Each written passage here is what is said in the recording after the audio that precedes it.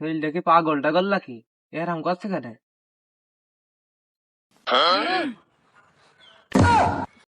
তো ছেলে ওরাম গছ কেন চুলির ভাজন নেছে নাকি? মোড়ুল মাতুব্বেরদের কাছে চুলির ভাজনি নিচ্ছে, তোমার কাছে তো কাইছে আছেই। এইবার কাইছে ডাকলি তো, ক্যারেক্টার। এইবার ডাকলি পারি ওর ধরি দড়িতে বাইর করে। এইবার হাতে ব্যাপারটা কেরাম হলো। কত এর হাতে নাতে পেয়ে যাইছি। দাদা মুখটা আমি আগে ভালো করেছি, এর মুখে ফাটা কি খারাপ ও। তুই ঠিকই বলিস, মুখটা ওই জন্যই তো আগে বানলাম। হাত দুটো বন্ধ কর। এই যে হাত তো বান্ধা শেষের দিকে। ওই তুমি কাইছিটা বের করো। আই সেটা না আগে বের করে দিও।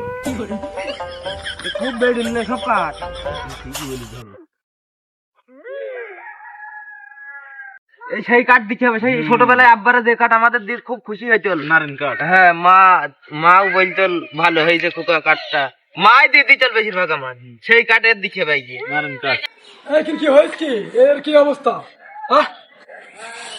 কি হয়েছে, কি হয়েছে শুনি? চাচা বললো না চাচা, দুবার চুলির স্টাইল করতে গিয়ে এই যে অবস্থা। চুলে হাত দিলে নাকি? দুবার স্টাইল করতে গিয়ে এই যে তো ব্যাপারটা কি এই বয়সে তো চুলে হাত দিয়া দেখি?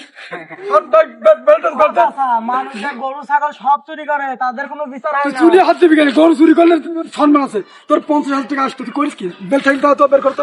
পাগলা, আমি তো বেলেটের ব্যবসায় করি। তুমি দাও, বের দাও। ওর দেখো, ও চুলে হাত দিবি কি? এই পানির ব্যবস্থাটা তো করতে হবে। দাও, কাজে বাদ দাও।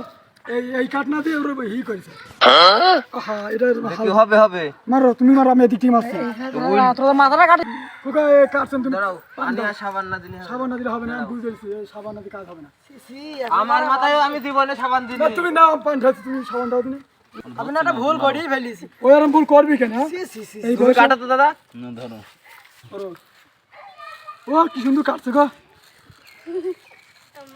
এই কাওয়ার, তুমি একটা কামার দাঁড়াও, তুমি একটা কামারো কা পরে মারবো নি। না দাও আগে এই আমার চোখের মধ্যে হিট লেগেছে, লেগেছে।